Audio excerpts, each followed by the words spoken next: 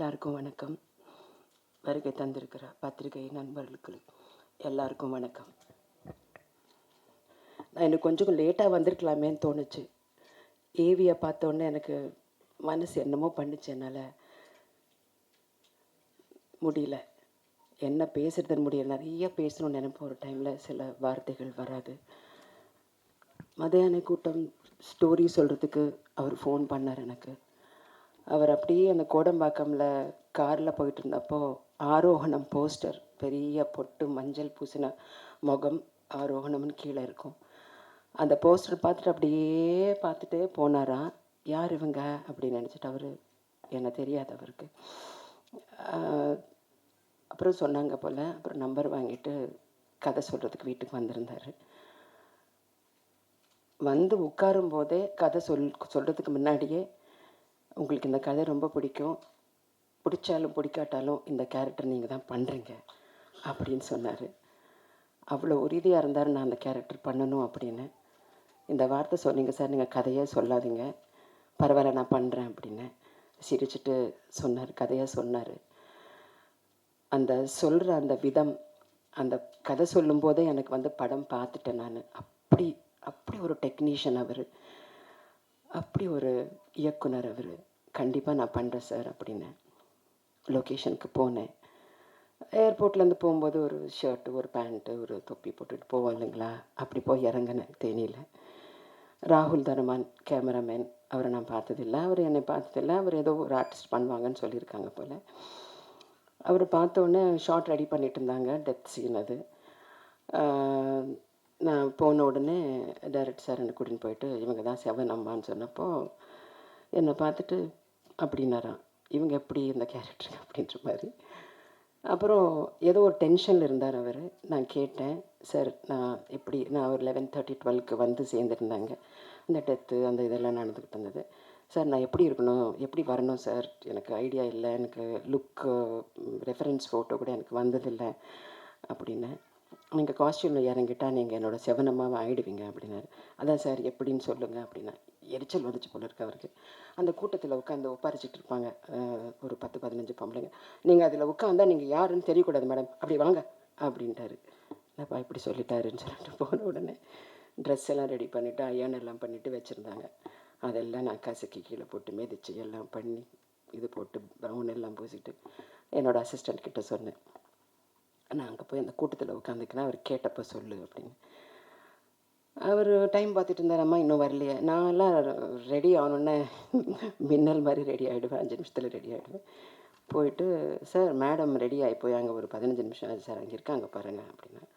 கூட்டத்தில் பார்த்துட்டு என்ன அப்படியே கேமராமேன் இறங்கி வந்துட்டு, எப்படி ட்ரான்ஸ்ஃபார்ம் ஆகுனீங்க அப்படின்னு சொல்லி என்னை ரொம்ப பாராட்டினாங்க. அதெல்லாம் என் காதில் ஒழிச்சிக்கிட்டு இருந்தது இந்த ஏவியை பார்க்கும்போது.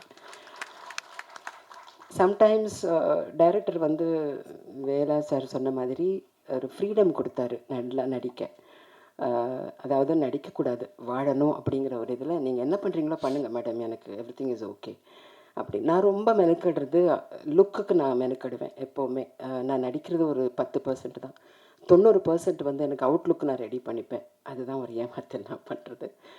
ஸோ அப்படி அதுக்கப்புறம் அந்த படம் வந்து நான் ஒரு தேசிய விருது வருவோன்ட்டு எதிர்பார்த்தேன். நல்ல படம், ஏன்னா அது கல்ச்சர் பேஸ்ட் சப்ஜெக்ட். உலகத்துக்கு தெரியணும் இப்படி ஒரு கல்ச்சர், இப்படி ஒரு நிகழ்வுகள் எல்லாம் நடக்கக்கூடும் அப்படிங்கிறதெல்லாம் மக்களுக்கு தெரியணும், உலகத்துக்கு தெரியணும். நானும் கேள்விப்பட்டேன் நேஷ்னல் அவார்ட்ஸுக்கு இது போயிருந்தது அப்படின்னு.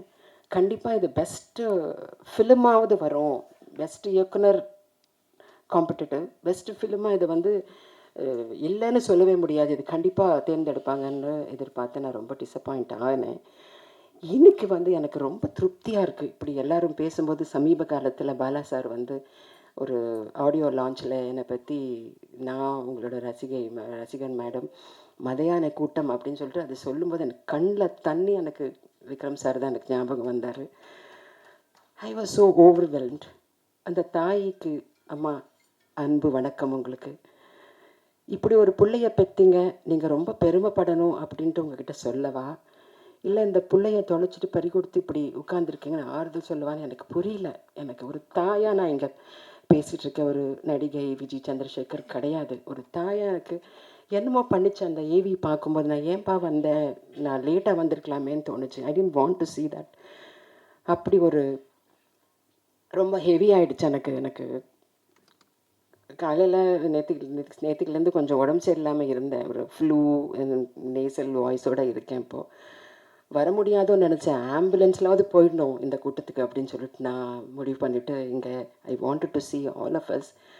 அதில் நடித்த அத்தனை பேர் அங்கே உட்காந்துருக்கோம் பாருங்கள். அவர் மேலே எவ்வளோ அன்பு, மரியாதை, எப்படியாவது வந்துடணும்னு சொல்லிட்டு ஒவ்வொருத்தரும் வந்து இங்கே உட்காந்துருக்கிறது பார்க்கும்போது, அவர் உயிரோடு இருக்கும்போது செலிப்ரேட் பண்ணலையே அவரை அப்படிங்கிறது ஒரு கோபமும் வருது.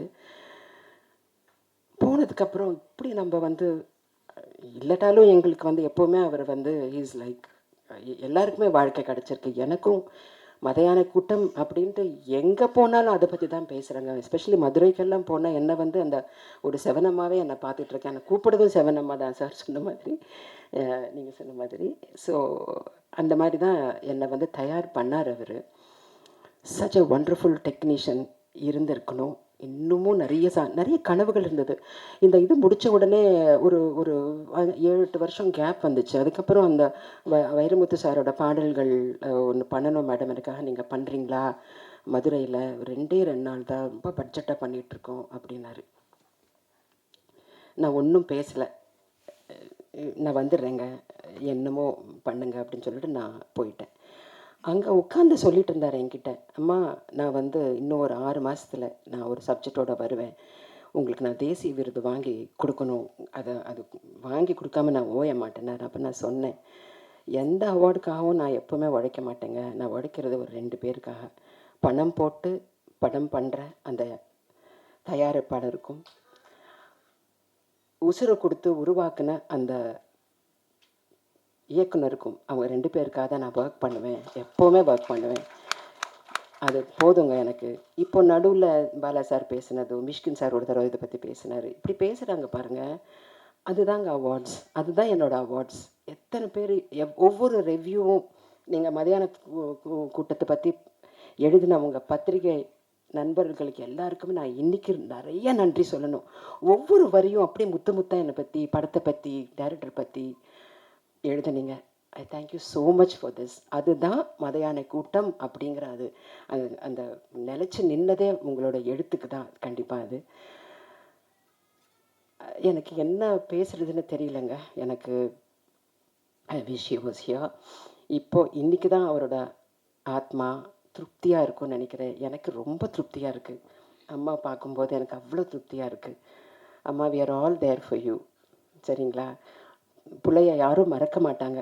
விக்ரம் சுகுமாரன் எப்போவும் நிலச்சி நிற்பார். மதையான கூட்டம் வந்து ஒரு 1000 படங்களுக்கு எடுத்த சமம் அது. கண்டிப்பாக அவரோட லைஃப்லேயே. Thank you all so much. அன்புக்கு வணக்கம். எனக்கு வேறு என்ன பேசுகிறதுன்னு தெரியல. நன்றி. தேங்க்யூ.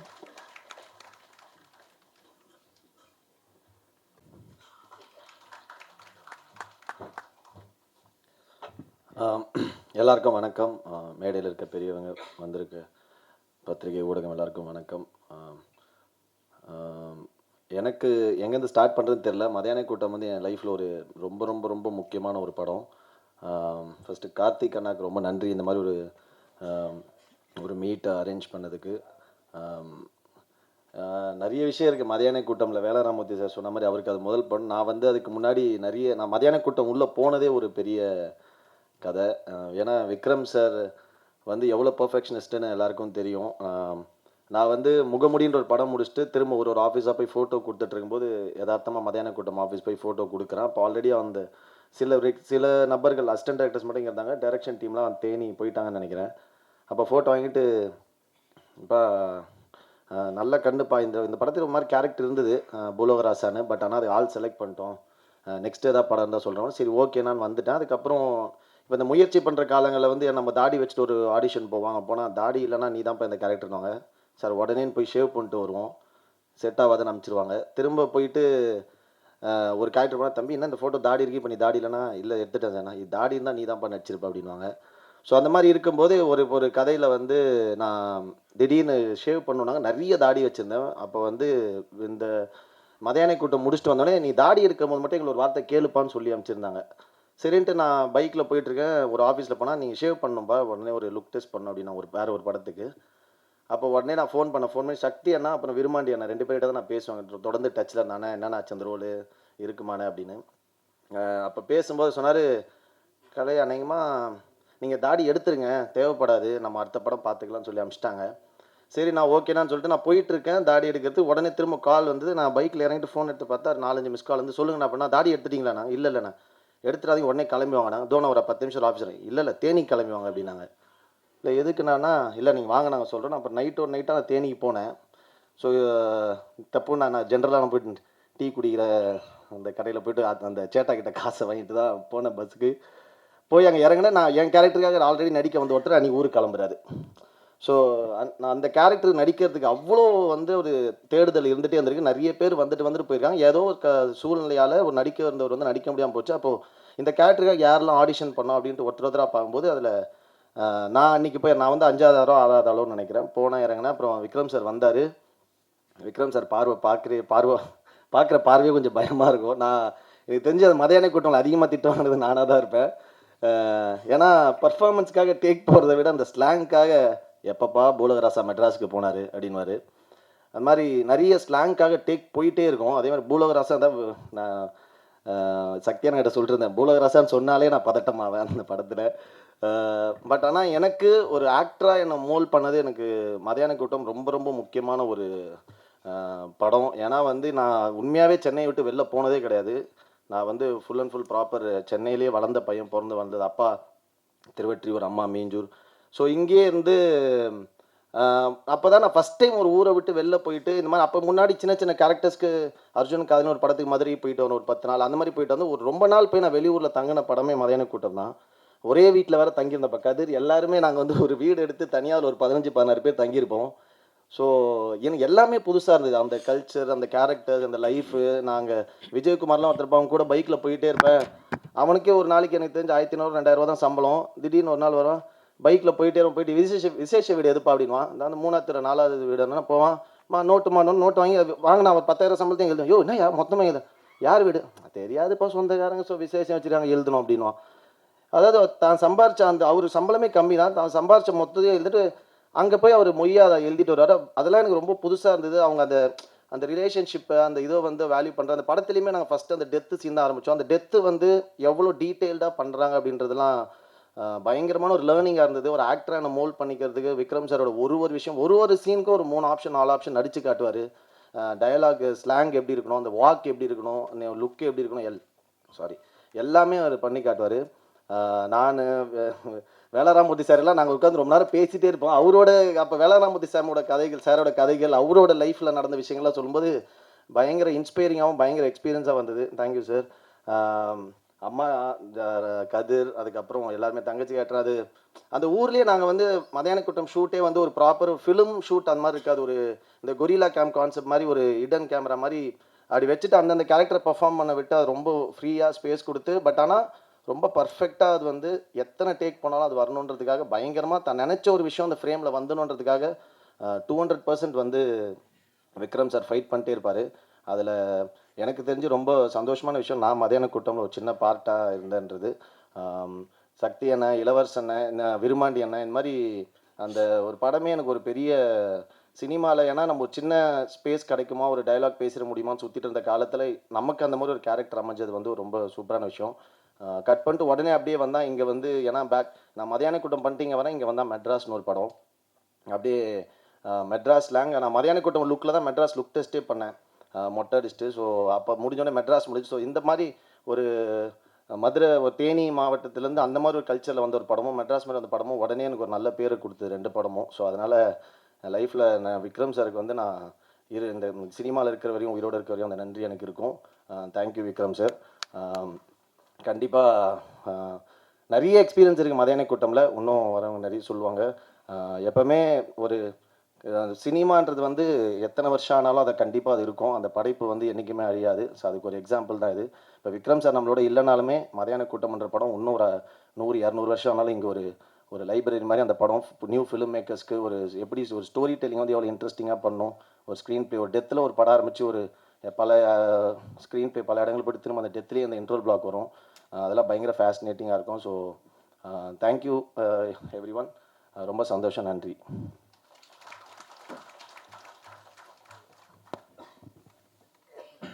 தேங்க்யூ கலைனா. பல விஷயங்களை பகிர்ந்துக்கிட்டு பல மெமரிஸை ஷேர் பண்ணதுக்கு நன்றி. இங்கே வருகை தந்திருக்கும் அனைவருக்கும் மாலை வணக்கத்தோட நன்றியை தெரிவிச்சுக்கிறேன். இந்த படம் வந்து எனக்கு லைஃப்பில் ஒரு பெரிய பேர் வாங்கி கொடுத்த படம். மதுரை சைடெல்லாம் போனால் உங்கள் சாங் இல்லாமல் இங்கே கல்யாணமே நடக்கிறதில்ல அப்படின்லாம் சொல்லும்போது ஒரு மாதிரி பூரிப்பாக இருக்கும். சாரோட ஒர்க் பண்ணது வந்து ஒரு பெரிய எக்ஸ்பீரியன்ஸாக இருந்தது. சார் ஒரு பேட்டியில் சொல்லியிருந்தாங்க, இந்த படத்தில் வந்து எனக்கு ஒரு சோப்பு டப்பா கூட கிடைக்கல அப்படின்னு ரொம்ப ஆதங்கமாக சொல்லியிருந்தாரு. ஆனால் இன்றைக்கி இந்த புத்தகம் மூலிமா இனிமேல் வரக்கூடிய கலைஞர்களுக்கு எல்லாருக்கும் ஒரு அடித்தளம் போட்டு போயிருக்காரு அப்படின்னு நினைக்கும்போது ரொம்ப ரொம்ப ரொம்ப பெருமையாகவும் சந்தோஷமாகவும் இருக்குது. கண்டிப்பாக சாரோட ஆத்மா வந்து சாந்தி அடையும். எங்கள் படத்தோட பாடலில் ஒரு லைன் வரும், மத யானை கூட்டத்துக்கு மரியாதை செலுத்துகிறோம். உண்மையாகவே இந்த மத யானை கூட்டத்துக்கு மரியாதை செலுத்துறதுக்காக இவ்வளோ பேர் வந்தது நினைக்கும்போது ரொம்ப சந்தோஷமாக இருக்குது. அம்மா நாங்கள்லாம் இருக்கோம், நீங்கள் ஒன்றும் கவலைப்படாதீங்க. வாய்ப்பளித்த எல்லாருக்கும் ரொம்ப நன்றி. தேங்க்யூ.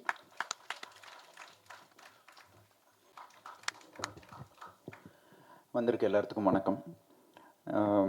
மேம் சொன்ன மாதிரி அந்த ஏவி தான் அது ஒரு ஒரு ஒரு அந்த மெமரியை ட்ரிகர் பண்ண ஒரு விஷயமா இருக்குது.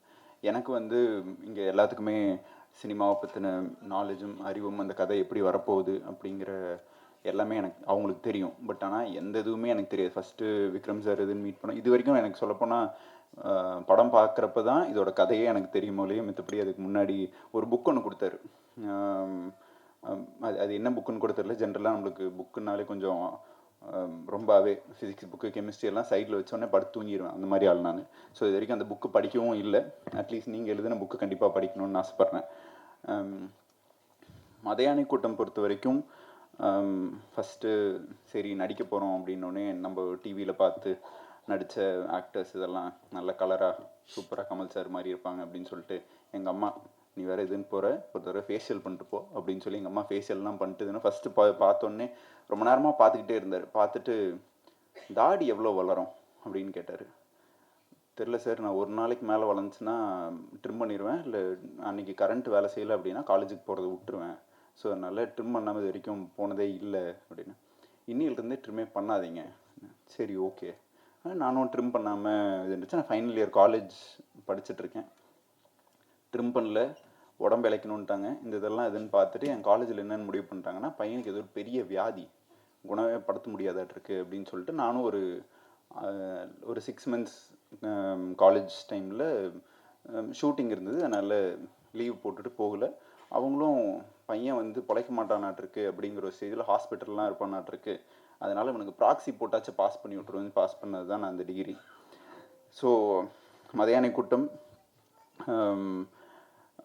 நான் பயங்கரமாக ஆசைப்பட்டு சினிமாவில் இது பண்ணணும் அப்படிங்கிற ஒரு ஆசையில் நான் சினிமாக்குள்ளே ஜெனுவனாகவே வரல. பட் ஆனால் எந்த இடத்துல எங்கே இருந்தோம்னாலும் அதை பண்ணுற விஷயத்தில் 100% உழைப்பு போடணுங்கிற எண்ணமும் ஆர்வமும் எனக்கு இருக்குது.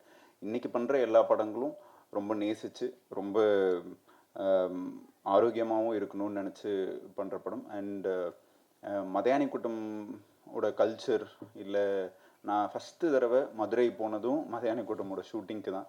ஸோ மத யானை கூட்டம் பொறுத்த வரைக்கும் எனக்கு எல்லாமே புதுசு. அதுக்கப்புறம் ஃபஸ்ட்டு ஒரு 7 days வந்து மொட்டை மாடியில் தான் ஷூட் பண்ணாங்க. நானும் என்ன மொட்டை மாடியிலேயே 7 நாளாக எடுக்கிறாங்க என்ன. ஃபஸ்ட்டு ½ day, அதாவது அந்த வெயில் முடிகிற வரைக்கும் இதுன்னு எடுப்பாங்க. அதுக்கப்புறம் நான் 7வது நாள் கேட்டேன், ஏன்னா ரொம்ப வெயிலாக இருக்குது, நம்ம இது பண்ணிவிட்டு சாயந்தரத்துக்கு மேலே இல்லைப்பா நீ கொஞ்சம் கலராக இருக்கு அப்படின்னாரு. நான் கேட்டேன், நான் இது வரைக்கும் நீங்கள் கலராக நாளை பார்த்ததே இல்லையா, என்ன போய் கலருன்னு சொல்கிறீங்க அப்படின்னு சொல்லி ஒரு 7 நாள் வெயிலில் ஷூட் பண்ணி அவர் மனசில் இருக்க ஒரு கேரக்டரை எல்லா கேரக்டராகவும் அவர் மனசில் இருக்கிறவங்களா மாற்றி அந்த படத்தை இதுன்னு எடுத்தார். அண்ட் அவர் வந்து இந்த ஆக்டரை நம்பி இந்த படம் அப்படின்னு அவர் நினச்சதில்லை. அவர் நம்பின ஒரே ஆள் அவர் மட்டும்தான். அண்ட் மேம் சொன்ன மாதிரி நாங்கள் எப்படி இருந்தாலும் ஒரு மாதத்தில் ஒரு தடவை இதுன்னு பேசுவோம். ஒவ்வொரு தடவையும் ரொம்ப வருத்தப்படுவார். என்னென்னா அவருக்கு அந்த படத்து மேலே அந்த படம் என்னவா வந்திருக்கு, அந்த படத்துக்குள்ளே இருக்க இன்டெப்த்தான விஷயங்கள் அவர் என்னென்ன நினச்சி பண்ணினார் அப்படிங்கிறது அவர் ரொம்ப ஸ்ட்ராங்காகவும் உறுதியாகவும் நம்பினார்.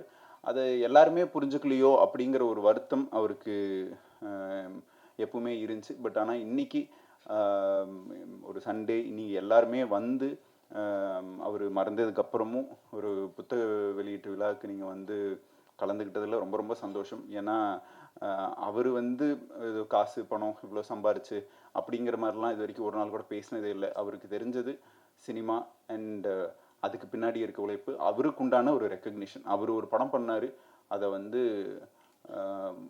ஷூட்லேயும் அப்படி தான்.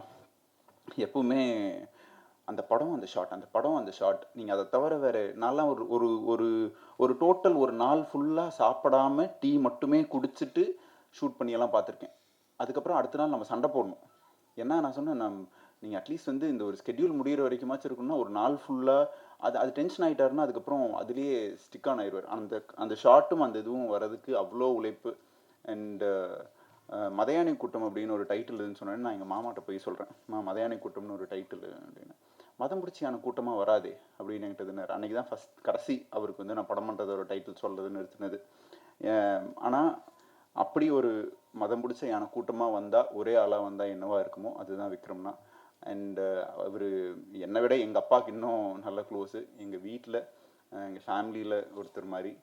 அண்டு இன்றைக்கி சினிமாவில் நான் இருக்கேன், இல்லை சினிமாவில் படம் பண்ணுறதுக்கு உண்டான எல்லா காரணமும் அவர் தான். மறுபடியும் ஒரு படம் பண்ணணும், நிறைய பேசணும், அது நடக்காததும் ஒரு பெரிய வருத்தம்.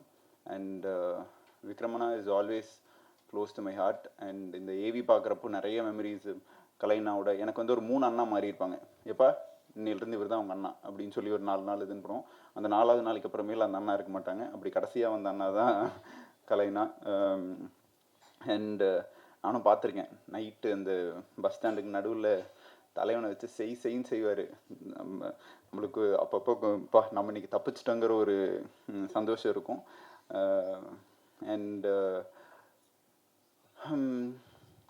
இருக்கு, நானும் யோசிக்கிறேன், நிறைய மெமரிஸ் டு ஷேர். அண்ட் அவர் இருக்கிறப்போ இந்த ரெக்கக்னிஷனும் இந்த இதுவும் நடந்துருந்துச்சுன்னா ரொம்ப ரொம்ப சந்தோஷப்பட்டிருப்பார். அதுதான் நான் இன்னைக்கு நான் ரொம்ப மிஸ் பண்ணுறதோட இது. And thank you. அவர் இருந்தாலும் அவர் ஆத்மா சாந்தி அடைக்கிறதுக்கு ரொம்ப வேண்டிக்கிறேன். அண்ட் எல்லாத்துக்கும் நன்றி. தேங்க்யூ.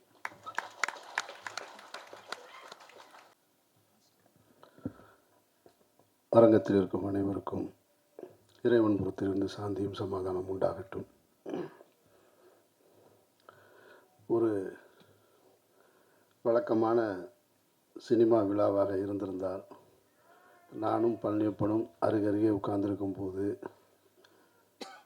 மேடையில் பேசிக்கொண்டிருந்தவர்களையும் அல்லது அடுத்து பேச போகிற விஷயங்களையும் குறித்து நிறைய சிலாகிச்சு கிண்டலாகவும் காமெடியாகவும் தான் இருந்திருப்போம். ஆனால் இந்த நிகழ்ச்சி அப்படி இருக்கக்கூடாதுன்னு தான் ரொம்ப கவனமாக 2 பேரும் ஒருத்தர் பார்த்துக்கவே இல்லை. ஆமாம், இந்த நிகழ்ச்சியை எப்படி, இந்த விழாவை எப்படி கடத்துறதுன்றது இருக்குல்ல.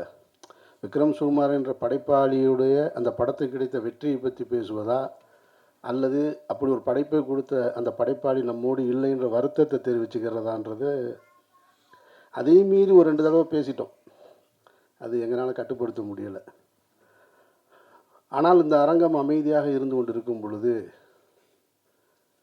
விக்ரம் சுகுமார் அவர்களை இழந்து வாடக்கூடிய அந்த தாயாரும் சிரித்து மகிழக்கூடிய ஒரு பேச்சை வந்து கருப்பழனியப்பன் கொடுத்துட்டு போயிட்டார்.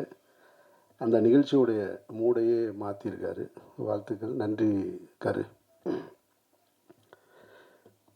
மேடையில் என்னை அழைக்கும்போது நண்பரை பற்றி பேசுவதற்கு அப்படின்னு சொன்னாங்க. உண்மையில் விக்ரம் சுகுமார் எனக்கு நண்பர் கிடையாது, அவர் அதிகம் அறிமுகமும் கிடையாது. அபிராமி தேட்டரில் தான், சென்னை அபிராமி தேட்டரில் தான் அவருடைய படம் பார்த்தேன். அவர் படம் பார்க்கும்போது படம் துவங்கினதுக்கு பின்னாடி போய் உட்காந்து நான் படம் பார்த்தேன். அந்த திரையரங்கில் அன்னைக்கு படம் பார்த்துட்டு இருந்ததில் பெரும்பான்மையான ஆடியன்ஸ் வந்து ஏதோ கல்யாணத்துக்கு வந்த ஆடியன்ஸ்ன்னு நினைக்கிறேன், எல்லாம் மதுரைக்காரங்க. படம் முடிஞ்சு லைட்டு போட்டவுடனே தான் என்னை பார்த்தாங்க. என்னை பார்த்த உடனேயே பூரா எல்லாமே அந்த மதுரை, உசிலம்பட்டி, தேனி எல்லாம் இந்த பக்கம் இருக்கிற அந்த பகுதி மக்கள், அவங்க என்ன பார்த்த உடனேயே அவங்க அண்ணேன்னு வந்து வேகமாக கட்டி பிடிச்சிட்டு அவங்க சொன்ன வார்த்தை இன்னும் எனக்கு நினைவு இருக்குது. அண்ணே, உங்கள் படத்தில் எதையெல்லாம் நீங்கள் விட்டுருந்தீங்களோ அதை பூரா தம்பி வச்சு செஞ்சுட்டானே படத்தில். இதுதான் அந்த வார்த்தை, வச்சு செஞ்சுட்டாங்க. எனக்கு அப்பவும் விக்ரம் சுகுமாரன் யாருன்னு தெரியாது, அந்த படத்தோட இயக்குனர்னு தான் தெரியும். இப்போ படம் பார்த்ததுக்கு பின்னால் தான் எனக்கு அவர் பாலுமேந்திராவோட ஸ்டூடெண்ட்டு, வெற்றிமாறனுடைய அசிஸ்டண்ட்ன்ற விவரங்களை எல்லாம் தெரிஞ்சுக்கக்கூடிய வாய்ப்பு இருந்தது. அந்த படத்தில் ரொம்ப முக்கியமான விஷயமா நான் கருதுறது என்னென்னா, ஒரு இளவில் தான் படம் தொடங்கும். கர்மாத்தூர் முனுசாமியை பற்றிய பாடல்களோடு தொடங்கி அந்த ஜெயக்கொடி தேவருடைய மரணத்தில் அதில் தானே தொடங்கும். படம் முடியும் போது ஒரு இளவில் தான் முடியும். ஒரு இயக்குனருடைய சிந்தனையை நான் பார்க்குறேன். இப்போ நான் கூட திருவிழாவில் தொடங்கி இளவில் முடிச்சிருப்பேன். பருத்தி வீரனில் ஒருபடி மேலே போகிறார் விக்ரம் சுகுமாரன். இளவில் தான் தொடங்குறாரு, இளவில் தான் முடிக்கிறாரு படத்தை. அப்போது ஒரு இயக்குனர் எப்படா இப்படி சிந்திக்க முடியுது அப்படின்னா, உண்மையிலேயே அந்த மண்ணோடு வாழ்ந்த, அந்த மக்களை நேசித்த ஒரு உண்மையான படைப்பாளியால் தான் இப்படிலாம் சிந்திக்க முடியும். அப்படி ஒரு படைப்பாளியாக விக்ரம் சுகுமாரன் வாழ்ந்திருக்காருன்றது தான் இந்த படத்தின் மூலமாக நம்ம தெரிஞ்சுக்கிறது. அதுக்கப்புறமா விக்ரம் சுகுமாரனை நான் பார்த்ததுக்கான சூழல் வந்து கருவுக்கு நினைவு இருக்குமான்னு தெரில. நம்ம ஜனாவுடைய மரணத்தில் அங்கே வந்து உட்கார்ந்துருந்தார், இயக்குனர் ஜனநாதனுடைய மரணத்தில். அதுக்கு பின்னால் விக்ரம் சுகுமாரன் நான் எங்கே பார்த்தேன்னா, என்னுடைய தாயாருடைய மரணம் மதுரையில் நிகழுது. நான் வந்து சவுதியில் மக்காவில் இருக்கேன். நான் ஒரு நாள் தாமதமாக தான் வந்தேன். நான் அங்கேருந்து வந்து சேரும்பொழுது அந்த இடத்துல என்னுடைய தாயார் மரணத்தில் நடிகர் அருள்தாஸோட என் கூட வந்து பின்னாடி உட்காந்துருந்தார். அப்போ அருள்தாஸ் தான் கூப்பிட்டு விக்ரம் உட்காந்துருக்காப்புலன்னு. இப்படி நான் பார்த்த இடங்கள் பூரா விக்ரம் சுகுமாரனை இப்படி தான் பார்த்துருக்கேன். நான் அதிகம் பேசி பழக்கம் இல்லை. அப்படி இருக்கும்போது இந்த நிகழ்ச்சிக்கு கூப்பிட்ட உடனே வரணும்னு தோணுனதுக்கு காரணம் வந்து, ஒரு படைப்பாளி அவருடைய சாதனைகளை, அடுத்தடுத்த சாதனைகளை தொடர்வதற்கு முன்னாலே இந்த மண்ணை விட்டு மறைஞ்சிட்டார். ஆனாலும் அவருடைய நண்பர்கள், கார்த்திக் நினைக்கிறேன், அவர் தான் என்னை வந்து சந்தித்தது. அவருடைய படைப்பு ஒரு புத்தகமாக போடுறது அப்படின்ட்டு இருக்கு இல்லையா, இந்த முயற்சி, அந்த முயற்சிக்கு நம்ம ஒரு ஒரு ஒரு சின்ன பங்களிப்பு போய் செய்வோமே அப்படின்னு தான். அதான் ஊர்லேருந்து இந்த நிகழ்ச்சிக்காக தான் மதுரையிலேருந்து வந்தேன். நான் ரம்ஜான் நேரம் அங்கே இருக்கேன். நான் அதில் இங்கே வந்து பேசியவர்கள் எல்லோரையும் பார்க்கும் பொழுது, இங்கே இருக்கக்கூடிய மேடையில் இருக்கக்கூடிய அத்தனை பேரும் எனக்கு வந்து, இவர்களோடு உதயகுமார் எனக்கு பல வருஷமாக தெரியும். ஆனால் உதயகுமாரோட நேரடியாக வேலை செய்யலை. கலையரசனை எனக்கு தெரியும். ஆனால் கலையரசனோட 2 முறை படம் நடிக்க வாய்ப்பு வந்து நடிக்கலை. கதிரையும் தெரியும், வாய்ப்பு இல்லை. அண்ணன் வேலராமமூர்த்தி, அவரையும் எனக்கு ரொம்ப, இவங்க எல்லாமே மனதுக்கு நெருக்கமானவங்களாக இருக்காங்க. இதில் ஒரே ஒருத்தவங்க தப்பிச்சிட்டாங்க, விஜயம்மா மட்டும். அவங்களும் எனக்கு ரொம்ப நாள் தூரமாக தான் இருந்தாங்க. அந்த செவனம்மாவும், அவங்களோட இப்போ ஒரு படம் நடிச்சிருக்கேன் நான். அதனால் அவங்க ரொம்ப எனக்கு நெருக்கமாயிட்டாங்க. மற்றபடி இந்த படத்தை பற்றி சொல்லும்போது, இந்த படத்துக்கு தேசிய விருது கிடைக்கல அப்படின்னு சொன்னாங்க. உண்மைதான். விருதுகள் இங்கே கொடுக்கப்படுவதில்லை, விற்கப்படுகிறதுன்னு பல முறை நான் சொல்லிக்கிட்டே இருக்கேன். நான் நியாயமாக கொடுத்துருக்கணும், இயக்குனருக்கு கொடுத்துருக்கணும். இந்த படத்துக்கு ஒரு தேசிய விருது நடிகர்களுக்குன்னு கொடுத்து 4 பேர்த்துக்கு பிரித்து கொடுத்துருக்கணும். அண்ணன் வேலராமூர்த்தியை கொடுத்துருக்கணும், செவனம்மா கொடுத்துருக்கணும், கலையரசனை கொடுத்துருக்கணும், கதிர், யாருமே எங்கேயுமே சோட போகாதது. இந்த படத்தை பார்த்துவிட்டு இந்த படம் பற்றிய ஒரே ஒரு கருத்தை மட்டும் நான் பதிவு பண்ணேன். அந்த கிளைமேக்ஸ் மட்டும் எனக்கு அப்போது உடன்பாடு இல்லை அப்படின்னு சொல்லி நண்பர்களோடு நான் பதிவு பண்ணேன். அதுக்கு காரணம் அவருடைய எழுத்தில் இருந்த குறையாக நான் பார்க்கலை. அது வேறு ஒரு கருத்தை பதிவு பண்ணுது. ஏன்னா அந்த சமூகத்தோடு சின்ன வயசுலேருந்து நான் நிறைய தொடர்போடு வளர்ந்தவன். நான் மதுரை யானைக்கல், எனக்கு பக்கத்தில் செல்லூர், இந்த பக்கம் தைக்கால் தெரு, எல்லாமே கல்லர் சமூகம்தான். அப்புறம் நான் ஸ்கூல் படித்தது நாமலபுரக்கோட்டை, நடுமுதலைக்குளம், கருமாத்தூர், உசிலம்பட்டி, எல்லாமே எனக்கு ரொம்ப பழக்கம். அதனால் அந்த ஒரு இடம் எனக்கு நெருடலாக இருந்தது அப்போது. அது ஒன்றும் கடந்தாச்சு, அது புத்தகமாயிருச்சு, பாடமாயிருச்சு. அண்ணன் திருநாகர் சொன்ன மாதிரி அமெரிக்காவில் பாடமாக இருக்குது. இப்போ போய் அதை சொல்லி என்ன செய்ய? இந்த விருதுகள் கொடுக்கப்படலைன்னாலும், அது கொடுத்துருந்தாலும் 1 வருஷம் கொடுத்துருப்பாங்க, அது மறந்துருக்கும். ஆனால் காலமும் நிலைத்து நிற்கிறது மாதிரியான புத்தகமாக வந்திருக்கிறது என்பது விக்ரம் சுகுமாரனுக்கு கிடைத்த பெருமையாக நான் நினைக்கிறேங்க. பெருமையாக நினைக்கிறேன். எல்லா மனிதர்களுமே பிறந்துக்கிறோம், வாழ்கிறோம், ஒரு நாளைக்கு போகத்தான் போகிறோம். சிலர் மட்டும்தான் அடையாளமாக இருக்காங்க, சிலர் மட்டும்தான் அவங்களுடைய மனதில் நினச்சிக்கிறாங்க, சிலர் மட்டும்தான் நன்றியோடு இருக்காங்க. அந்த நன்றியின் உச்சகட்டமாக தான் அண்ணன் வேலராமமூர்த்தி பேசின அந்த வார்த்தை. 70களில் தன்னுடைய அப்பா, அதற்கு பின்னால் தாயார், அதற்கு பின்னால் விக்ரம் சுகுமார்னு தன்னுடைய தாய்க்கும் தந்தைக்கும் இணையாக ஒரு இயக்குனரை வச்சு பார்க்கக்கூடிய அந்த பண்பு இருக்கு இல்லையா, அது எத்தனை பேருக்கு வாய்க்கும்? அப்படி ஒரு பிள்ளையை நீங்கள் பெற்றிருக்கீங்கன்னு அந்த தாய் பெருமைப்படுவதை தவிர வேறு வழியே இல்லை. மற்ற எல்லா கலைஞர்களுமே அவரை பற்றி நிறைய நினைவு கூர்ந்திருக்காங்க. அதனால் நாமும் விக்ரம் சுகுமாரனுடைய நினைவு கூறுவதை தான் செய்ய முடியுமே தவிர இதில் வருத்தப்படுறதுக்கு ஒன்றுமே கிடையாது. நிச்சயமாக ஒரு நல்ல படைப்பை, ஒரு நல்ல படைப்பாளியை ஒரு சமூகத்திற்கு கொடுத்துருக்காங்க அப்படின்னு அவங்க தாய்க்கு இந்த இடத்துல நான் நன்றி கூற கடமைப்பட்டிருக்கேன். கூடுதலாக ஒரு தகவல் சொல்லணும்னா, அந்த நிகழ்ச்சி தொடங்குவதற்கு முன்னால் வந்து ஒரு 15 நிமிஷம் தான் இருக்கும். அண்ணன் வேலராமமூர்த்தி ரொம்ப நெருக்கமாக ஒரு கதை ஒன்று சொல்கிறேன் கேட்டுருங்க அப்படின்ட்டு அந்த 15 நிமிஷத்துக்குள்ளே ஒரு கதை சொல்லிட்டார். அதுதான் ஒரு எழுத்தாளருடைய இது. 15 நிமிஷத்துக்குள்ளே அழகாக அதை காட்சிப்படுத்தி அது இப்படி போகும் அப்படி போகும்னு சொல்லிட்டார். அது சொல்லி நீங்கள் நடிக்கணும்னு அப்படின்னா, சரி நான் நடிக்கிறேன்னே, ஒன்றும் பிரச்சனை இல்லைன்னு. இப்போ எதுக்கு இதை சொல்கிறேன்னா, ஒருவேளை அந்த படம் நடந்துச்சுன்னா அதுக்கும் காரணம் விக்ரம் சுகுமாரன் தான். செத்தும் கொடுத்தான் சீதக்காதின்ற மாதிரி அப்படி ஒரு படம் நடந்துச்சுன்னா அது விக்ரம் சுகுமாரால் தான் நடந்தது. அப்போ விக்ரம் சுகுமாரன் என்பவர் இந்த பூமியில் ஒரு அடையாளத்தை விட்டுட்டு போயிருக்காரு, சில விஷயங்களை விதைச்சிட்டு போயிருக்காரு. செவனம்மா இருக்கிற வரைக்கும், ஐயா வேலராமமூர்த்தியின் கடைசி படம் இருக்க வரைக்கும், கலையரசன் கடைசி படம் இருக்கிற வரைக்கும், கதிர் இருக்க வரைக்கும் எல்லோருடைய உள்ளத்திலும் விக்ரம் சுகுமாரன் வாழ்ந்துக்கிட்டு இருப்பார். அவரை நாம் நினைவு கூறுவோம் சொல்லி இந்த வாய்ப்புக்கு நன்றி கூறி விடைபெறுகிறேன். நன்றி.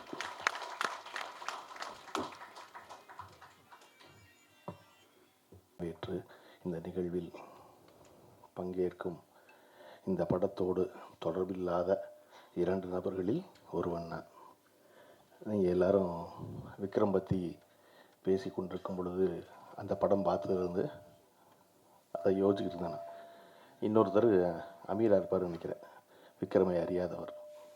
ஆனால் ஒரு இயக்குனரை ஸ்தூலமாக அறிய வேண்டியதில்லை. ஒரு இயக்குனர் என்பது அவருடைய படம் தான். அந்த படம் மூலமாகத்தான் அறிகிறோம். மதையான கூட்டத்தை ரசித்த 100 பேர், 1000 பேர், 1,00,000 பேரில் யாருக்கும் விக்ரம் சுகுமாரன் தெரியாது. ஆனால் அந்த படத்தை எடுத்தவர் என்ற முறையில் அவர் மேல் மிகப்பெரிய மரியாதையோடு இருந்திருப்பார்கள். அப்படி ஒரு மரியாதையோடு தான் நானும் அந்த ரசிகர்களில் ஒருவனா இந்த நிகழ்ச்சிக்கு வரணும்னு சொன்னோன்னா அவசியம் வந்தாருன்னு நான் சொன்னேன். எனக்கு அந்த படம் பார்க்கும் பொழுது ரொம்ப வியப்பாக அதனுடைய டீட்டெயிலிங் வந்து எனக்கு அவ்வளோ பிடிச்சிருந்துச்சு. எனக்கு அதில் வந்து கதிரை எவ்வளோ பிடிச்சிருந்துச்சோ அந்த அளவுக்கு கலையரசன் ரொம்ப பிடிச்சிருந்துச்சு. யார் கலையரசன்னு கவனித்தது வந்து நான் அந்த படத்தில் தான் கவனித்தேன். அதற்கு முன்னாடி அவர் இத்தனை படம் பண்ணியிருக்கதா எனக்கு நீ சொல்லித்தான் தெரியும் எனக்கு. அதை போல் வந்து வேலராமமூர்த்தி அவர்களை வந்து அவருடைய நூலின் வழியாக, அவருடைய நண்பர் சௌபா வழியாக ரொம்ப அணுக்கமாக பக்கத்தில் பார்த்தவன் நான் பார்த்த அந்த வேலராமமூர்த்தி அப்படியே திரையில் பறக்கும் பொழுது அந்த வேலராமமூர்த்தியை மிஞ்சி ஒரு செவனம்மா வந்து நிற்கும் பொழுது எனக்கு செவனம்மா படம் முடிச்சு வெளியே வர வரைக்கும் ஞாபகத்தில் இருந்துக்கிட்டே இருந்தாங்க. அதுக்கு ஒரு 10 வருஷம் ஞாபகத்தில் இருக்காங்க, நேற்று வரைக்கும் ஞாபகத்தில் இருக்காங்க. அதுக்கப்புறம் எத்தனையோ நான் படம் பண்ணிட்டேன், நான் இன்னமும் செவனம்மா தான் அப்படின்னாங்க. எங்களுக்கு ராதிகாவே இன்னும் பாஞ்சாலி தான், ஸ்ரீதேவியே இன்னும் மயில் தான், ரஜினிகாந்தே பரட்டை தான், அப்படியும் நீங்கள் செவனம்மா தான் கடைசி வரைக்கும். ஒரு கதாபாத்திரம் ஏற்படுத்திய பாதிப்பிலிருந்து கதாபாத்திரங்கள் வெளியே வந்து விடுகிறார்கள், ரசிகர்கள் வெளியே வருவதே இல்லை. திரும்ப திரும்ப அதைத்தான் பார்க்க விரும்புகிறான். நீங்கள் ரஜினிகாந்த் எத்தனை ஹீரோவான் நடித்தாலும் மறுபடியும் என்னைக்கு இதே எப்படி இருக்குது கேட்குறாரோ அன்னைக்கு தான் அவர் நமக்கு பிடிச்சாள். என்னைக்கு மறுபடியும் ஒரு வில்லனாக இருக்காரோ அன்னைக்கு தான் அவர் நமக்கு பிடிச்சாள். ஏன்னா அவர் அப்படித்தான் எனக்கு பதிஞ்சிருக்கார், அப்படித்தான் ஞாபகத்தில் இருக்கும். அப்படி ஒரு திரைப்படத்தை கிட்டத்தட்ட 10-12 ஆண்டு காலம் கழித்து இப்படி கொண்டாடுவது என்பது மகிழ்ச்சிக்குரியதா அப்படின்னா இல்லை. ஒரு திரைப்படத்தை, அதன் இயக்குனரை இன்னைக்கு கொண்டாடுறோம். அவருக்கு ஒரு இன்னைக்கு இருந்திருந்தாருன்னா அவருடைய ஆத்மா பெரிய திருப்தி அடைஞ்சிருக்கும் அப்படின்னு சொல்லுது. திருப்தி அடைந்திருப்பது நம்முடைய ஆத்மாவை தவிர விக்ரம் சுகுமாரன் ஆத்மாவாக இருக்கவே முடியாது. அது இருக்க முடியும். அந்த ஆத்மா என்ன சொல்லணும்னா, அயோக்கிய பயலா இன்றைக்கி கூடுறீங்களா எல்லாருக்கும், இல்லையா? அப்போ என்ன செய்வது அப்படின்னா, நடிகர்கள் எல்லோரும், தயாரிப்பாளர்கள் எல்லோரும் தொடர்ச்சியாக இயக்குனர்களை வைத்து அடுத்தடுத்து படங்கள் செய்வது தான் ரொம்ப முக்கியம். நீங்கள் நினச்சி பாருங்கள், பேசுகிற 10 நிமிஷத்துக்குள்ளே கோயம்புத்தூர் ஸ்லாங் எட்டி பார்க்குற கதிரையும், நான் வந்து மீஞ்சூர் அம்மாவுக்கு பிறந்தவன் சொல்கிற கலையரசனையும் கொண்டு போய் மதியான கூட்டத்தில் ஒருத்தரை ஆக்கிட முடியும் ஒரு இயக்குனராலேனா, அந்த இயக்குனரை ஒவ்வொரு படத்துலையும் அயோக்கிய பையில தீக்குளிக்க சொல்லிக்கிட்டே இருப்பாங்க. இங்கே இயக்குனர் ஒவ்வொரு படத்துக்கு தீக்குளிக்கணும், ஒவ்வொரு படத்துக்கு நிரூபிக்கணும். ஆனால் நடிகை நிரூபிக்க வேண்டாம். நடிகன் 10 தோல்வி படம் எடுத்துகிட்டு வரலாம், அது மறுபடியும் என்ன சொல்லுவான்னா, இயக்குனருக்கு நான் வாய்ப்பளிச்சேம்மா. இயக்குனர் வெற்றி பெற்றுட்டாருன்னா காலம் உள்ளளவு மறக்க மாட்டேம்மா. எப்போ வரைக்கும்? மறுபடியும் அடுத்த படத்தில் தீக்குளிக்கிற வரைக்கும். நீங்கள் அடுத்த படத்துலையும் தீக்குளித்து நிரூபிக்கணும். ஆனால் ஒரு பொழுதும் நான் இல்லாத பொழுது நீ என்ன செஞ்ச அப்படின்னு ராமன்களை பார்த்து தீக்குளிக்க சொல்கிற வாய்ப்பு சீதைகளுக்கு வாய்ப்பதே இல்லை, இல்லையா? எப்படி ஒரு இயக்குனர் படத்துக்கு படம் நிரூபிப்பான்? ஏன் இன்றைக்கி ஏவிஎம் போல நிறுவனத்தையும் தேவர் நிமிஷம் கொண்டாடுறாங்க அப்படின்னா, அது ஒரு படம் ஓடும் ஓடாது, அது பரவாயில்ல, அந்த டேரக்டர் கூப்பிடுங்கப்பா, சொன்னபடி எடுத்தாருப்பா, வச்சு கொண்டு நடத்துவோம்ப்பான்னு. அப்போ இந்த படத்தை இதை போன்ற இயக்குனர்களை தொடர்ந்து நிறைய பண்ணும்.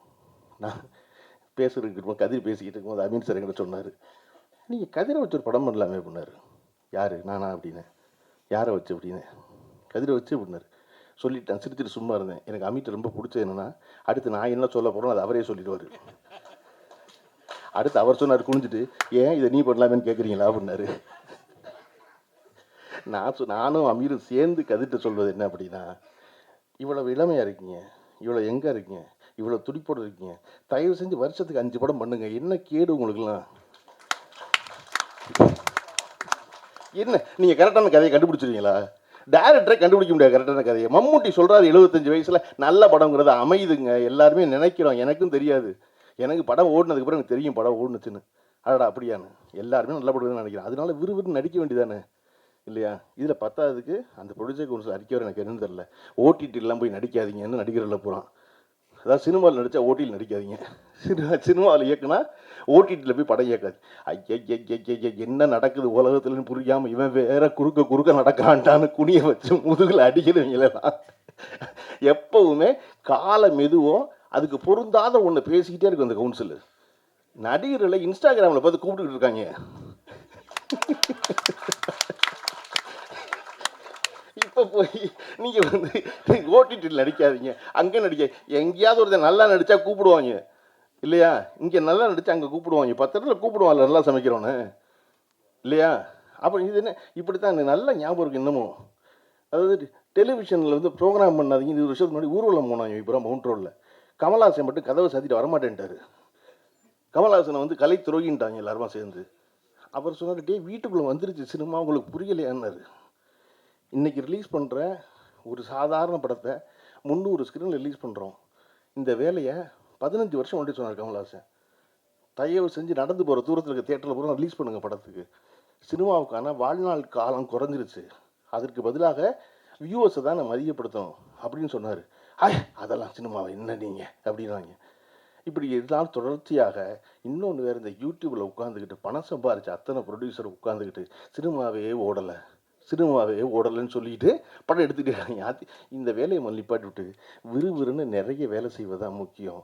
அந்த கவுன்சில் அறிக்கை அதுதானான்னு தெரியல முழுமையாக. ஏன்னா எனக்கு அதில் வந்து சத்யஜோதி தியாகராஜர் இருந்தார், அவர் அறிவானவர். இல்லை சேர்க்கை சரியில்லை அவருக்கும் தெரியல, இல்லை அங்கே நடிக்காது இங்கே நடிக்காதுன்னு. அதை நான் அமித்தார் சொன்னால் அப்படியே சொல்லியிருக்காங்க, சும்மா இருக்க மாட்டாங்க வேறு அப்படின்னாரு. அதை இப்படி இருக்க காலச்சூழலில் விக்ரம் சுகுமாரன் போல் இங்கே 100 இயக்குநர்கள் இருக்காங்க, இல்லையா? நமக்கு முன்னாடி இருப்பவர்களை எப்படி கொண்டாடுகிறோமோ. நான் சமீபத்தில் ஒரு கவிதையினுடைய தமிழ் மொழிபெயர்ப்பு படிக்கும்போது அந்த அம்மா வந்து வெளிநாட்டு அம்மா விமானத்தில் போகும்போது தன்னோட ஒரு செடியை தூக்கிட்டு போகிறதா சொல்லி வர்ற கவிதையில், ஏன் எப்பொழுதுமே கையில் ஒரு செடியை தூக்கிட்டு போகணும் நாடு விட்டு நாடு போகும்போது அப்படின்னா, தன் வேர்களோடு இருக்கிற தொடர்பை விட்டு போகாமல் இருப்பதற்காக நான் தூக்கி செல்கிறேன்னு சொல்லுவான் அந்த கிழவி. அதை போல் நமக்கு முன்னாடி இருப்பவர்களை வந்து நம்முடைய முன்னோடிகளை எப்படி கொண்டாடுகிறோமோ அப்படி நமக்கு பின்னாடி வந்தவர்களையும் கொண்டாடுவது ரொம்ப முக்கியம். பின்னாடி வருபவர்களுக்கு இந்த இருக்கான் பிரமாதமான அவர் சொல்கிறது ரொம்ப முக்கியம். என்னுடைய இயக்குனர் பார்த்திபன் அவர்களை நான் எப்பொழுதும் நினைத்து கொள்வதற்கான காரணம், பாக்கியராஜ் அவர்கள் ஒரு மிகப்பெரிய சாதனைக்கு சொந்தக்காரர். தன்னுடைய இயக்குனரை கொண்டாடும் பொழுது எவ்வளவு மனம் மகிழ்ந்து மனம் நிறைந்து கொண்டாடுவாரோ, அப்படி எந்த சாதனையும் செய்யாத தன்னுடைய உதவியாளனாகிய என்னை கொண்டாடும் போதும் அதே போல் பழனி பிரமாதமனால் என்னை கொண்டாடுவார். அப்போ தனக்கு முன்னாடி இருந்தவரை கொண்டாடுவதை போல பின்னாடி இருந்தவரை கொண்டாடுவது ரொம்ப முக்கியம். அப்படி விக்ரம் சுகுமாரனை கொண்டாடி இருக்க வேண்டும், அப்படின்னா கொண்டாடி இருக்கணும். முன்னாடி போது பின்னாடி கொண்டு பிரமாதம் ஒரு வேலை செஞ்சுருக்கானே, வேலை செய்கிறானே அப்படின்னு. இந்த புத்தகத்தில் வந்து ஒரு வரி கேமராமேன் வந்து ஒரு வரி சொல்லியிருக்காரு. நாங்கள் வந்து இந்த படத்தில் வேலை செய்யும் பொழுது எடுத்த முடிவுகளை இன்றைக்கி எடுப்போமான்னு எங்களுக்கு தெரியல. காரணம் இளமையின் காரணமாக மிக அசாதாரணமான முடிவுகளை சாதாரணமாக எடுத்தோம் அப்படின்னு. விக்ரம் சுகுமாரன் இருந்திருந்தால் இன்றைக்கும் அதே அசாதாரணமான முடிவுகளை சாதாரணமாக எடுத்தோம். அப்படி எவர் ஒருவர் தன்னுடைய துறைகளில் எடுக்கிறார்களோ அவர்கள் தான் நிலைத்து நிற்கிறார்கள். அதுக்கு வந்து வயது இளமை அதெல்லாம் காரணம் கிடையாது. அடுத்தடுத்து தொடர்ச்சியாக அந்த முடிவுகள் எடுக்கணும். எடுக்கிறதுக்கான வாய்ப்பு எல்லாருக்கும் கனியணும். கனிவதற்கான விஷயத்தை பரஸ்பரம் ஒருவருக்கொருவர் செய்து கொள்ள வேண்டும் என்பதுதான் முக்கியம், இல்லையா? கலையரசனை ஏதோ ஒரு இடத்துக்கு போய்கிட்டு இருக்கும் பொழுது ஃபோன் பண்ணி கூப்பிட்ட ஒரு உதவி இயக்குனர் வரல, அந்த உதவி இயக்குனர் இருப்பார். அந்த உதவி இயக்குனரை தூக்கி கொண்டு போய் இயக்குனர் ஆக்கிற முழு பொறுப்பு கலையரசனுக்கு இருக்குது. கலையரசனுக்கு மட்டும் இல்லை, கலையரசனும் உதாரணம். கலையரசனை ஏன்டா பைபிள் இத்தனை பேர் உட்காந்துருக்கேன் என்னை மட்டும் கோர்க்குற மாதிரி நினச்சக்கூடாதுல்ல. இல்லை இல்லை அது போல் இல்லை சொல்கிறேன் கண்டிப்பாக இல்லை தொடர்ச்சியாக பண்ணுறது முக்கியம். தொடர்ச்சி அது வந்து வருமானம் வந்து நீங்கள் சொன்னீங்க இல்லையா, கல்யாணத்துக்கு போகும்போது 10,000 மொய் செய்வாங்கன்னு, அந்த மொய் மறுபடியும் திருப்பி அடுத்த அவன் செஞ்சாதான் இவன் செய்வான் திருப்பி. அது தெரியாது உங்களுக்கு மதுரையில். இல்லாட்டா மைக்கு போட்டு கூப்பிடுவாங்க தெரியுமா உங்களுக்கு பீஞ்சூரில் தெரியாது. மைக்கில் கூப்பிடுவாங்க, இந்த வேல்ராமூர்த்தி தெரியும் எப்படி சிரிக்கிறாரு பாருங்க. மைக்கில் கூப்பிடுவாங்க ஆளுங்க. தங்கச்சி மகளுக்கு மொய் செஞ்ச வகையில் பண்ண பணம் 10,000 எடுத்துக்கணும்னு இன்னும் வந்து சேரல. ராமமூர்த்தி எங்கே இருந்தாலும் வர வேண்டியது மாதிரி ராமமூர்த்தி பந்தியில் உட்காந்து உதறிட்டு வரணும். அந்த மாதிரி பதிலுக்கு பதில் செய்வது இல்லாமல் செய்வது இயல்பாக ஒருவர் தாங்கி பிடிப்பது என்பது இருக்கு இல்லையா.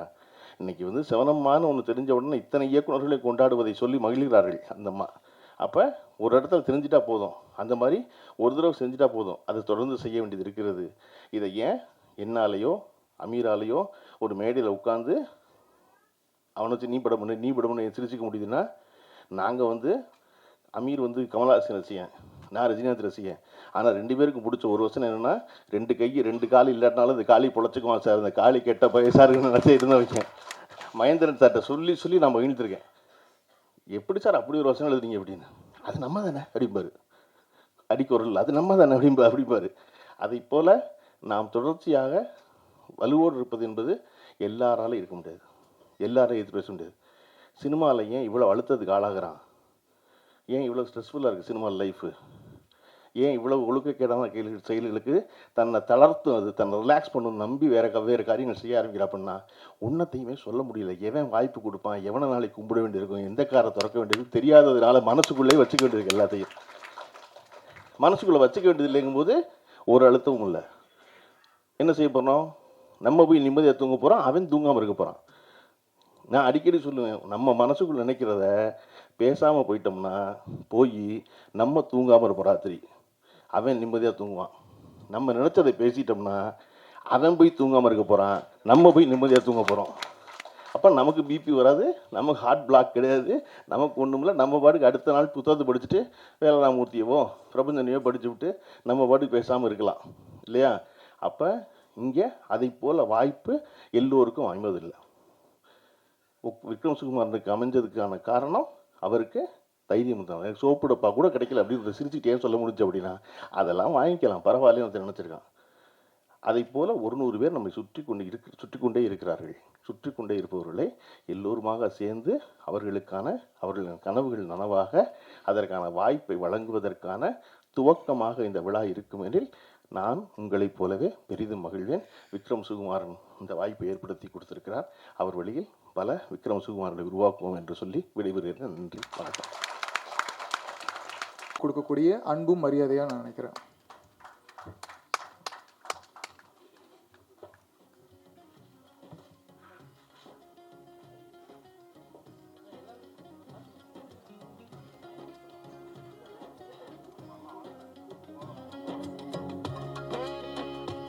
இயக்குனர்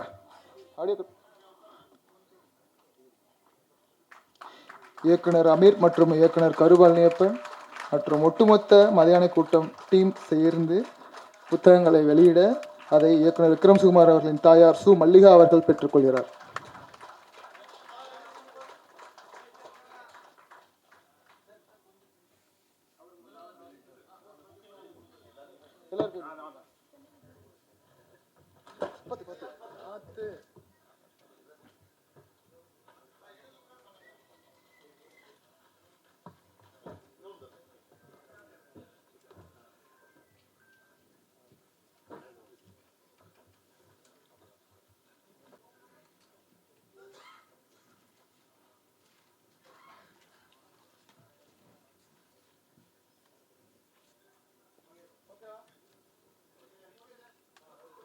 தேங்க்யூ. ஸோ மல்லிகாம்மா, நீங்கள் உங்கள் பையனை கலைக்கு தான் கொடுத்துருக்கீங்க. கலைக்கு பெற்றெடுத்த இத்தனை பிள்ளைகள், அதில் உங்கள் மகனும் ஒருத்தர். அவரோட பிள்ளைகள் தான் இவரும். இவங்க கலை